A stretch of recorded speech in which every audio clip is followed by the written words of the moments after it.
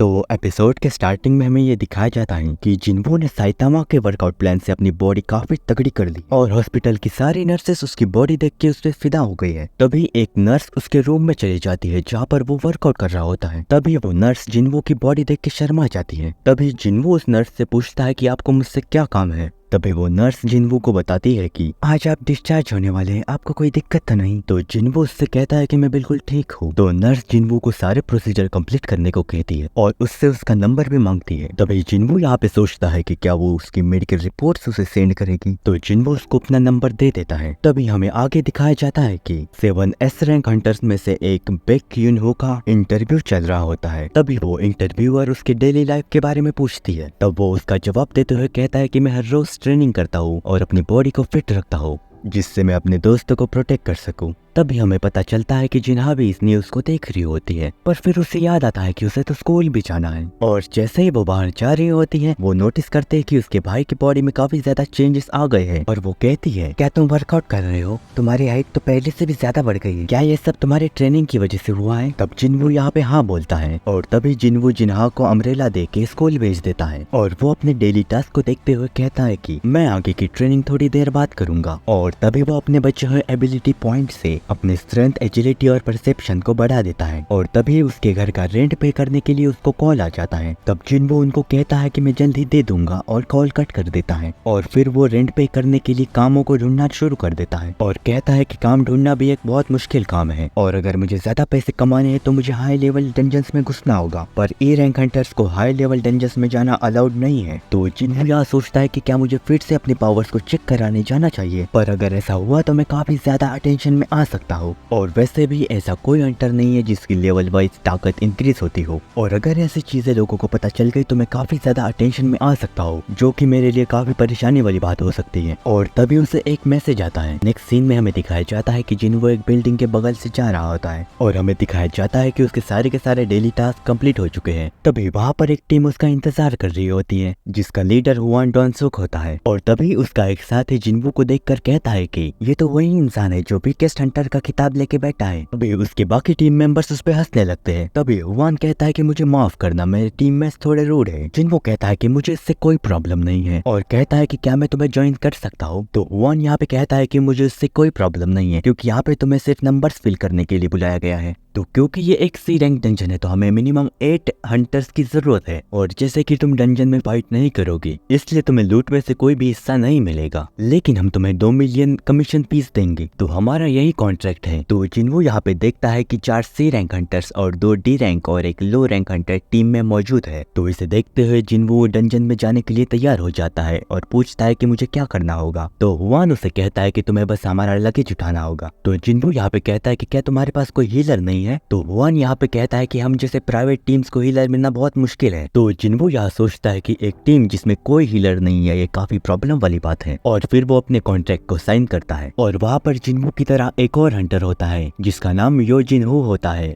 और वो एक डी रैंक हंटर होता है।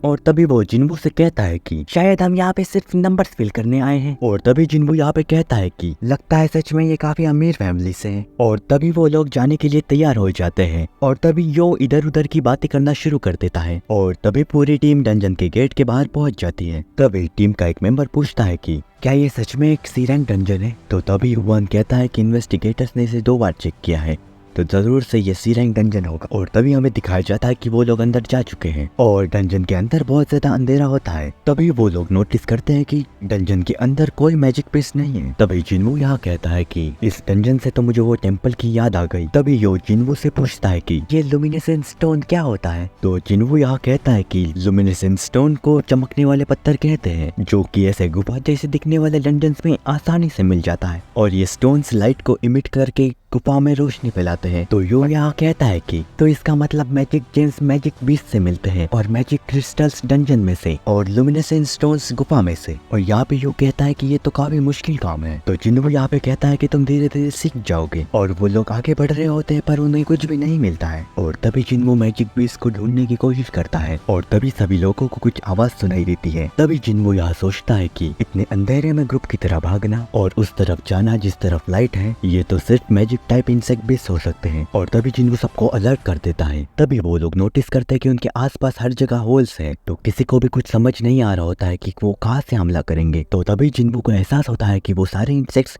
उनके ऊपर है और वो जल्दी से सबको अलर्ट कर देता है। तभी हम देखते हैं कि क्यूआन अपने मैजिक से सबको हमला करता है और हुआन सारे इंसेक्ट्स को अपनी तरफ अट्रैक्ट करता है और बाकी के हंटर्स उन पे हमला करते हैं। तो तभी जिन्वू यहाँ पे नोटिस करता है कि ये तो एक टॉन्टिंग टेक्निक है और तभी कहता है कि ये सी रैंक हंटर सच में काफी बढ़िया है फाइट में। और हम देखते हैं कि वो लोग काफी अच्छे से टीम वर्क कर रहे होते हैं। तभी क्यूआन अपने मैजिक को इकट्ठा कर रहा होता है और वो इंसेक्ट मॉन्स्टर्स पे हमला कर देता है और वहाँ पे बहुत बड़ा धमाका हो जाता है। और तभी हुआन कहता है कि बाकी मॉन्स्टर्स को खत्म करो और तभी जिन्वू सोचता है कि इनका टीम वर्क तो सच में काफी बढ़िया है। फिर भी जिन्वू को थोड़ा सा गड़बड़ लगता है। तो तभी हम देखते हैं कि जिन्वू अपनी एक ही किक से एक मॉन्स्टर को हरा देता है। तो आगे हम देखते हैं कि उन्होंने सारे मॉन्स्टर्स को मार दिया होता है और हुआन यहाँ पे कहता है कि सभी मैजिक जेम्स को इकट्ठा करना शुरू कर दो और सभी लोग काम पे जुट जाते हैं। तो तभी हुआन जिन्वू को थैंक यू बोलता है। जिन्वू, तुम नहीं होते तो हमें पता नहीं चलता कि वो कहाँ से हमला कर रहे हैं। और वो मुझसे पूछता है कि तुम्हें इसके बारे में कैसे पता चला। तो जिन्वू यहाँ पे कहता है कि मैंने तो बस अपना अंदाजा बताया। और तभी क्यूआन युआन को बुलाता है और कहता है कि इनकी मौत किसी के काटने की वजह से हुई है। तो ये लोग यहाँ पे नोटिस कर लेते हैं कि यहाँ पे एक स्ट्रॉन्ग मैजिक बीस्ट भी है। तो यहाँ पे युआन यहाँ पे सोचता है कि तो यहाँ पर एक और मॉन्स्टर है और कहता है कि अब तो मजा आएगा। और ये सब देखकर जिन्वू को थोड़ा सा अजीब लगता है और वो यो से कहता है कि तुम्हारे इक्विपमेंट्स काफी महंगे है ना। तब यो हाँ कहता है और जिन्वू उसे कहता है कि अपना ध्यान रखना। आगे हमें एक जिम का सीन दिखाया जाता है जिसमें कुछ लोग एक्सरसाइज कर रहे होते हैं। तभी वहाँ पर भूकंप जैसा माहौल हो जाता है। तभी वहाँ पर एक पर्सन कहता है कि क्या ये किसी चीज की फटने की आवाज है। तो दूसरा पर्सन कहता है कि ऐसा कुछ नहीं है, इस ऑर्गेनाइजेशन का लीडर यहाँ पे ट्रेनिंग कर रहा है। और तभी हम देखते हैं कि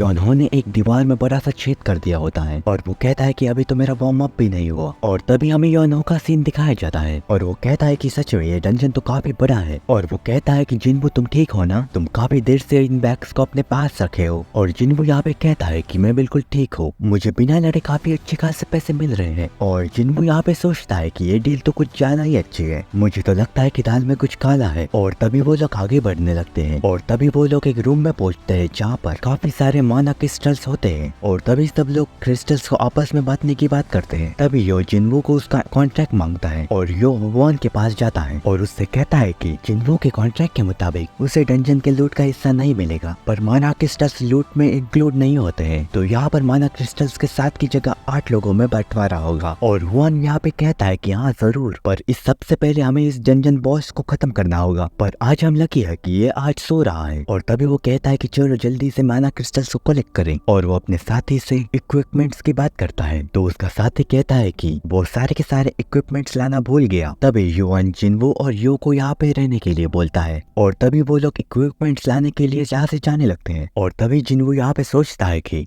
रूल्स के मुताबिक एक सी रैंक डंजन में 8 लोगों को जाना चाहिए, पर मुझे यो को छोड़कर सिर्फ 6 है। और वन के हिसाब से उन्होंने पहले भी काफी सारे डंजन्स क्लियर किए हैं, तो इसका मतलब कि उनके पास पहले से ही 8 मेंबर्स होने चाहिए। तभी युआन क्यूआन को गेट बंद करने के लिए कहता है और तभी क्यूआन गेट को बंद कर देता है, जिससे यो काफी ज्यादा शॉक होता है और कहता है क्या इन लोगों ने हमारे साथ धोखा कर दिया। और जिन्वू को इसका पहले से ही अंदाजा था और जिन्वू को मिस्टर सॉन्ग की बातें याद आती है। कभी कभी तुम ऐसे लोगों के साथ मिलोगे जो काफी ज्यादा गिरी हुई हरकतें करेंगे। तो तभी यहाँ पे यो कहता है कि मुझे यकीन नहीं होता कि कुछ माना क्रिस्टल्स के लिए ये लोग इतने गिरी हुई हरकतें करेंगे। और तभी हम लोग देखते हैं कि डंजन का बॉस यहाँ पे जाग जाता है और तभी जिन्वू यो से कहता है कि यो तुम पीछे हट जाओ, इस मॉन्स्टर से मैं फाइट करूंगा। और अपनी तलवार को बुला लेता है और कहता है मैं इसे मार कर रहूंगा।